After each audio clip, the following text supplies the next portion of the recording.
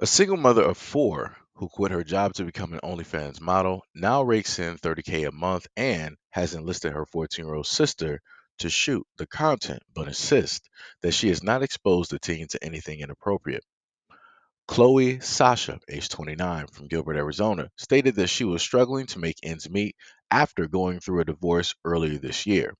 She decided to turn to adult content to earn some extra money. When I first got divorced, I was working at a dental office. I was a receptionist. I would rarely see my kids. I started doing adult content creating because of my financial needs. In my first month, I made a little bit over $3,000, and that was little more than what I was making at my receptionist job. Now, I'm making $30,000 a month, so that's amazing. The difference it's made in my life and my kids' lives is that I'm able to be with them a lot more now. The OnlyFans creator recently got her younger sister, Brianna, who lives with her, involved in her new endeavor. The 14-year-old helps by taking images and videos that go on Chloe's OnlyFans profile. But she insisted that the teen has not witnessed anything that's too mature for her. Quote, she just takes pictures of me in outfits in a bikini. My sister sees me in a bikini whether she's filming me or not, so I feel like I'm not exposing her to anything. She just holds the phone and records. She doesn't see the online stuff. She just thinks that she's helping me make TikToks. Chloe admits that some of her friends have not been so accepting of the changes in her career. She actually lost many of her close friends who distanced themselves and stopped talking to her after she joined OnlyFans.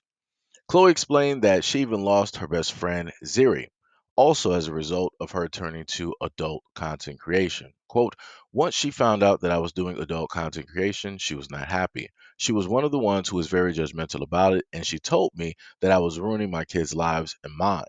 Chloe is also exposed to a slew of criticism online, but she is not ashamed of her job and has insisted that it had no negative impact on her sister or her kids. Quote, my kids don't really know what I do for a living. They have an idea that I do something in the social media world, but they don't really know that it's adult content creation. I try to keep them away from it, but I do plan on telling my kids what I do when they're much older.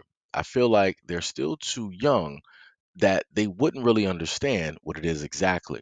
She also added that the adult industry is where she saw an opportunity to make the most income the quickest and described it as an investment in her and her children's future, while gushing over the freedom and stability it has given her.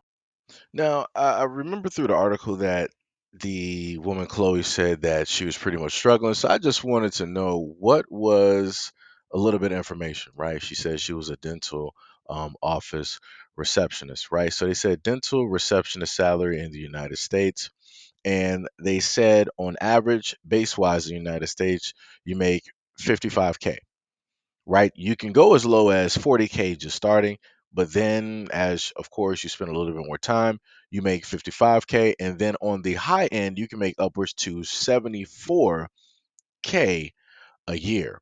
So I'm not sure exactly how long that she was a receptionist or how long she allowed that job to basically ride through, but it obviously was not long enough. And if I remember correctly, I think they also stated on the low end, you can pull in about 2K. And then after that, it starts to go up, of course, higher. So I'm going to guess that she pretty much just started off when it dealt with, being the receptionist, or maybe she was closing into the average marker, but she opted, as she stated before, she quit the job. She wasn't fired, she wasn't forced, she wasn't pushed out, the job didn't move out or anything like that. She decided within herself that I'm going to forego this, something that is already there, and I'm just going to risk it all to just do um, something else, right? Luckily, it did work out. So then they said the highest paying cities for dental receptionists near the United States. You got New York up there with 61K a year. You got, what is that? Arkansas with basically roughly rounded up 60K a year. You got Flint, Michigan. with 51K. You got Washington D.C. with 60K. You got Chicago with 53. Dallas rounded up to about 50K. San Diego 50K. Milwaukee 52, and Las Vegas at 50K. So then I wanted to know the median household income directly in some of these states. I want to say I think Arizona comes in at about like below the top 20, and that comes in at 60, basically 70K, right? When it deals with Arizona, which is where she is at this moment in time. So then again, going back to the previous stats on the far end, if she were to have technically stayed for, the greater majority, she would have been a part of that percentile that's making that, 70 K a year, you know, bringing that directly in.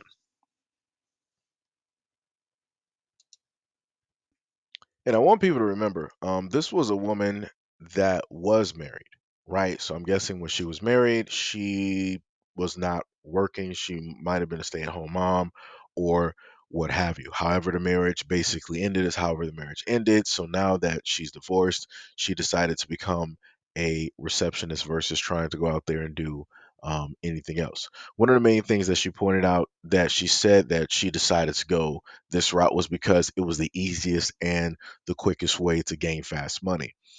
If you happen to get fast money, you'll lose it the exact same way that you got it. You can look at every single street dude directly out here. They go out in the streets for fast money and they lose two things. They lose the money, they lose the girl, they also inevitably lose their lives in one way or another. And you have the exact same thing that takes place with a lot of this content that is on OnlyFans. Because the main thing that people don't happen to tell a lot of these women is that, yeah, certain things may start off very grand and may start off very great, but there's a lot of competition directly out there. And I'm not sure if a lot of women are directly understanding the amount of competition that is up there. Just like how when it deals with strength, you're always going to have young dudes out there, right? Muscle mass is going to be, different, right? The older guys are going to get older. Not saying that they're not strong, but it's not going to be the exact same as, when they were younger, right? No problem. And it's the exact same thing here when it deals with OnlyFans. A lot of the women feel that as soon as they go in here, that this is almost a forever type of thing, that they'll be able to just do this for whatever and not really have any type of backup plan. I've talked about this before. And again, there's no women out here that's given a book or writing a book specifically on this, explaining the ins and outs and the details and all of this other type of stuff, because this is still a brand new venture, still technically the Wild Wild West when it deals with this type of content creation specifically out there. And then she wanted to get her 14-year-old sister, in a sense, involved directly in taking the photos. Now, I want people to understand, like, she had a pretty standard issue job, the same as most people, but she opted to want to do something else because realistically, you have a lot of people out here that want to technically do a lot of things. They just don't have a good enough reason in order to stand on why it is that they want to initially do stuff. Like I said, she's happy about the money. She's ecstatic about the money. And because of everything that she's doing, meaning going into this adult content creation, you have had people that decided that, hey, I'm not trying to be associated with, none of this type of stuff, friends that she more than likely had for years, and so on and so on. A lot of people sit up and say, well, that's them. She's making money. She's supporting the family. Those friends ain't trying to do nothing for the household, right? And cool, no problem. The issue that I have is that still to this day, none of these kids have the slightest idea or an understanding of what specifically it is that she is specifically doing. And the dangers of that is the fact that you'll have a lot of individuals out here because her face is now on articles and everything like that. So people who might know of her content or women out there that might be jealous directly of her, you will have people that will do a variety of things in order to try to, cause some type of pain, right?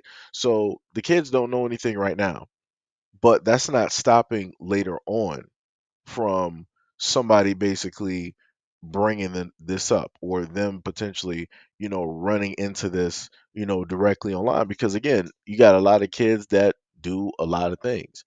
You got a lot of kids that are everywhere, and they're not supposed to be everywhere. Some kids might even know about this article, like, "Yo, that's so and so's mom. I didn't know she basically does this," and then they'll try to, figure out, where the content is and all this other type of stuff, and then lo and behold, you'll have somebody's parents walk in where the kid is trying to search up certain stuff, and then the parents want to sit up there and try to get mad directly at her, and they want to try to make a big fuss about this. Right? So it can have far reaching and unforeseen circumstances that specifically she is not directly thinking about. The main thing that I was always taught is forearmed is forewarned. I mean, or forewarned is forearmed. Vice versa, whatever.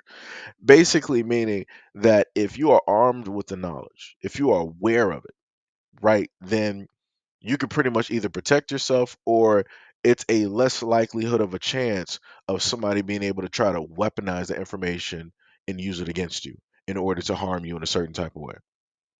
It is in her best interest to make sure to inform these kids not saying that she got to say every single thing, but informing them, getting them the gist of it, so that they don't have to worry about cyberbullying or any type of, bullying for that matter, when it deals with, online, or maybe at school, or maybe hearing parents or other adults out there who may have seen her say things in public. Like I said, a lot of people are not looking at the larger picture. If she was, just a woman and she was doing this by herself, it would be completely fine and dandy. But there are kids involved.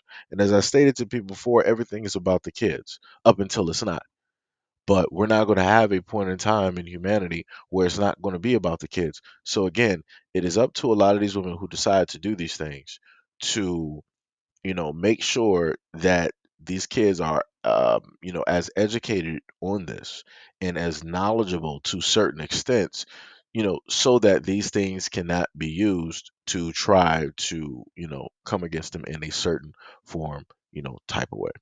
But anyways, let me know what you guys think about this video and everything I stated in the comment description. And as always, peace, love, and stay tuned for the next video.